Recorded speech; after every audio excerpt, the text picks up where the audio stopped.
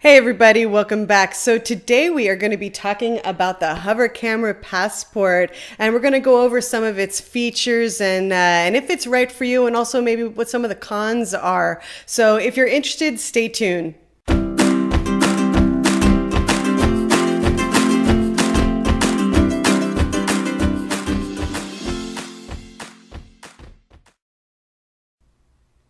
If you're new to this program, we predominantly do things about tech gear and some fun gizmos and gadgets. So if it's something that you're interested in, you'd like to hear more, just hit that subscribe button and don't forget to ring that bell.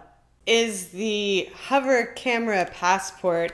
And I initially got this because I do travel quite a bit, and I thought this would be the perfect companion for traveling. So I purchased this super lightweight, and it has a lot of features. So we're going to go over that now. One of the amazing features about this hover camera is that it has a follow mode. It actually does facial recognition, so it's very easy to set up. You don't have to have any experience flying a drone or anything like that. It's definitely very, very easy to use. I initially got this drone again because I do travel a lot, and just to give you a perspective regarding the size of this, it is so small. It's approximately the size of an old VHS tape, so super, super portable.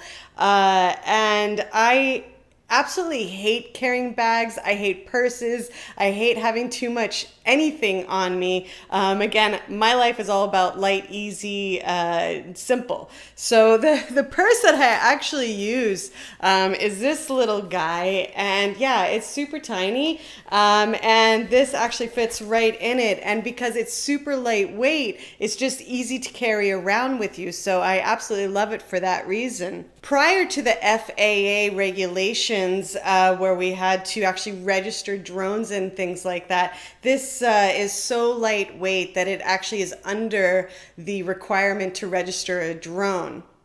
It will follow an orbit around you or do a 360 turn to get some environment footage, and it's just extremely easy to use. Hover Camera recently came out with an updated app that's very, very easy to use as compared to their previous interface. So this one has got a lot of different modes you can use, like owner mode, where it will just start tracking you as soon as the hover camera is turned on. But you have other modes you can go into, like manual control. You can go into group photos, you can get bird's eye views, running shots, things like that. So it is very, very easy to use. Just press a button and go, and it'll do the rest for you. Now, when I first got the hover camera, I initially got it to help me use video, but it actually takes amazing pictures with gesture control.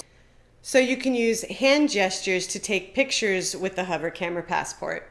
Now let's get into the cons. As I initially said, my intention was to use this with video. Again, I do travel a lot, and because it is so lightweight, so compact, so small, much more than any of even the DJI drones, I thought this would be the perfect companion. But the problem is, because I'm more into video, this just didn't quite work for me. I live in the great state of Florida, and I live close to the beach, which means that it's exceptionally windy here. So that wind just, boy, it really kills this thing. For indoor use, it's absolutely fantastic. But for outdoor use, it just, the stability just isn't there. It's not there because it doesn't have a gimbal. So I think going into this, one of my initial thoughts was, before I even purchased this, was that I'd like to get a drone so I can get some better aerial footage. But the reality of this is it's not a drone.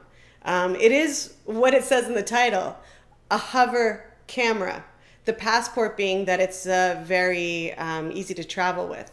So if you're going into this thinking that you're buying a drone, I think you're actually making a mistake. If you're not a skilled drone user, or you don't own a drone, or you're buying this with the intention of this being your first drone, this is not it. DJI just came out with a brand new drone called the Spark, and if you were thinking you wanted to get into starting to learn how to use a drone and things of that nature, I think that's a better route to go. It does have a gimbal on the DJI Spark, whereas this does not have a gimbal, and that's really the big problem with this. So it really cannot handle the wind and the steadiness that is needed for those aerial shots.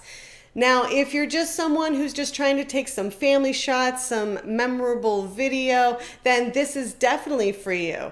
So it can go either way. It just depends what your thought is and your usage of it is. I initially got this prior to getting the DJI Mavic Pro because I had dreams that this was going to do what the Mavic can, and unfortunately it just does not compare. I did not mean this video to be a hover camera passport versus the DJI Mavic Pro, because honestly there's no comparison. They're two completely different beasts. I mean, each one is in a completely different category. But for the average user, and again, the person that just wants to get some fun indoor shots of their family, this would be fantastic. This would be absolutely ideal, because there's no way, no how I would ever use the DJI Mavic inside a house. But this, yeah, I can toss it up in the air all the time.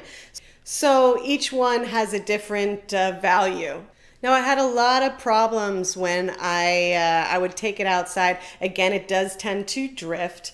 And so I just didn't have faith in it that I would be able to collect it, whether I was at the beach, and afraid it would drift over the water. Once you're over the water and with one of these guys, yeah, you're pretty much done. You're not going to have this baby anymore. But also, even when I was using it in a less windy place, like maybe the alleys behind my house, just got a lot of drift on it. So I just didn't have faith or trust in this particular thing. So again, I initially went out with the intention of having something aerial following me, and this does do that, but the problem is it's just not steady enough for me. So it's just not reliable enough for me. It took me a long time to be able to review this. I was a fan of the hover camera passport from day one. Once it started on the crowdfunding sites, I thought, oh my God, this thing is unbelievable. And it was just something I absolutely had to have. I didn't even know that I wanted a camera that flies, but after seeing the advertisement, I was like, this is for me. So I immediately went out and I purchased it, and I was super, super excited. But then some things changed. So my final thoughts are, if you are looking for something for indoor use, this is fantastic. If you are looking for a drone, I think you need to look elsewhere. Thank you so much for stopping by. I really appreciate it. And I'm really curious to hear what your thoughts are on the hover camera. Do you use it? Do you want it? And what do you think of it? Let me know in the comments below, and I hope to see you soon. Hey everybody, are you ready for a mosquito attack? Check this out.